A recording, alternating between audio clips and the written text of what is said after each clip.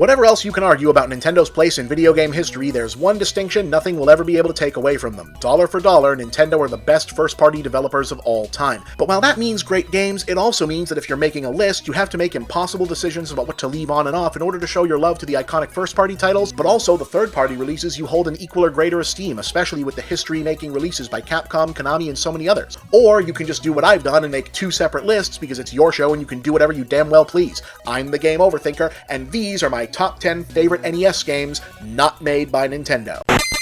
Number 10, Kung Fu. While part of the original NES Black Box collection, this port of Kung Fu Master, itself an unacknowledged in the West arcade spin-off of the Jackie Chan film Wheels on Neil, was actually developed by IREM, not by Nintendo. Thanks to the ubiquity of the NES, it's probably the version of the game people know best, and it was the first Nintendo game I remember playing that felt a little bit dangerous since you were punching and kicking real dudes and not just cartoon animals and such.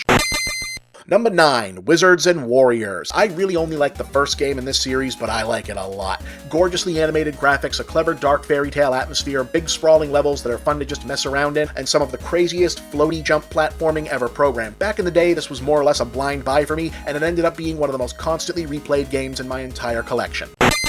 Number 8, Batman. The NES Batman from Sunsoft doesn't bear much resemblance to the Tim Burton movie it was supposedly spun off from, what with all the cyborg ninjas and cave levels, but the moody cyberpunk atmosphere that pervades most of its game world is unique and memorable in its own right, and the wall jumping and weapon swapping feel just a little bit more Batman-esque than anything else had at the time. It also had one of the best soundtracks of the day, and those memorable tunes are burned into the psyche of a whole generation for one simple reason. NES Batman was hard as hell. This game demands some of the most precision platforming and enemy AI second-guessing of its whole generation. If you beat it unassisted, you might as well have been the goddamn Batman. Still my favorite superhero game ever, narrowly edging out Spider-Man 2 on the PS2, but that's another list.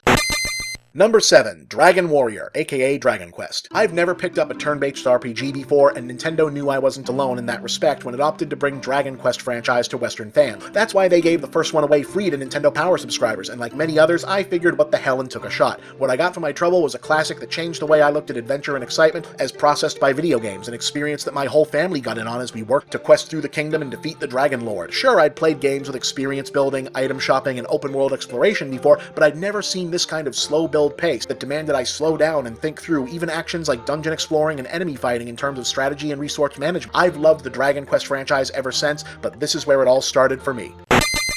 Number 6, Rygar. When you look at the graphics, the music, the challenge, and the sheer scope of Rygar, it still blows my mind that this was one of the earliest NES games and one of the titles that paved the way for transforming relatively simple arcade experiences into more complex and challenging console versions. One of the earliest games to feature two different play modes, swapping between overhead and side-scrolling perspective. One of the first hub worlds and one of the most unique early weapons in the form of Rygar's big flaming yo-yo thing. Technically, it was meant to be a Greek mythology game, but it delivered much more original and fascinating aesthetic experience, which, I won't front, did indeed take me years to actually complete, but kept me coming back gladly.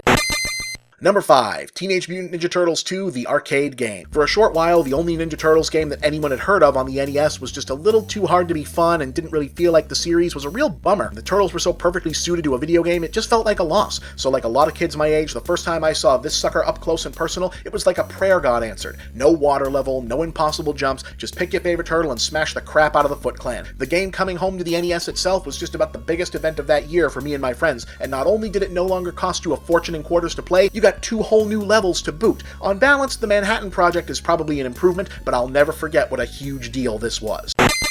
Number 4, Castlevania II, Simon's Quest. What a horrible night to have a curse. This will always be my favorite Castlevania game. I know it's weird and broken and hard to follow, but that was par for the course for a lot more classic titles than we'd like to admit. What sticks with me is the unbelievable music, sound, and graphics, which coupled with the challenging gameplay and the unique for the time day-night cycle marked the first time I ever played a scary game that felt scary and evoked the gothic Transylvanian countryside that the previous Castlevania had only hinted was beyond the castle walls. Number 3, Ninja Gaiden. The original 3 Ninja Gaiden games were 3 of the best third-party NES titles ever produced. Brutally challenging, addictively playable with some of the most memorable music, graphics, and cinematic cutscenes of the day, and the original classic is where it all got started. Rebuilding what had been just another 2D brawler in the arcades into a precision platforming action smash whose cinematic storytelling felt genuinely next level, Ninja Gaiden was an incredible enough experience that I kept coming back again and again, even through the impossible jumps and those goddamn bastard birds. Number 2, Contra. To a generation of gamers, it's a name that sends adrenaline shooting straight through the heart and a reflexive compulsion to hold down the B button or enter the Konami code. Unless you're talking about any of the games that came after Part 3. But the original, man, I remember exactly what it felt like the first time my best friend and I booted this up and plowed all the way through to the final boss. It was Rambo crossed with aliens, featuring some of the most gorgeous environmental design of the era, and to this day, few things in gaming feel as awesome as mowing down foes with the spreader gun, or as awe-inspiring as the reveal of that gigantic level 3 boss at the top of the waterfall. Good times. Number 1. Mega Man 3. Beat for beat, the entire NES Mega Man cycle could justly take up 6 whole spaces on this list. It's the best pure run of games on a single console ever released in terms of consistency and quality. In my mind, unquestionably the best franchise on the system outside of Super Mario Bros. And Mega Man had 3 whole more games, but if I had to pick a favorite, it'd be Mega Man 3 without question. It has my favorite lineup of Robot Masters, the most eclectic set of weapons, the debut of Rush the Robo-Dog, the origin of Proto Man, a storyline that made you think, if only for a moment, maybe Dr. Wily had turned a new leaf. How awesome was it to clear the board of Robot Masters, then find out you now got to play hard mode versions of some of the best earlier stages before moving on, and encounter a new enemy in Doc Robot who attacks you with the powers of the Mega Man 2 bosses. Pretty damn awesome. And that's just a few of the reasons why Mega Man 3 is my favorite NES game not made by Nintendo. And that's the list. Do you agree? Do you disagree? Tell us about it in the comments and suggest other lists you might like to see. Remember to like, subscribe, share with all your friends, and please consider donating to the Movie Bob Patreon to support this and other series like it.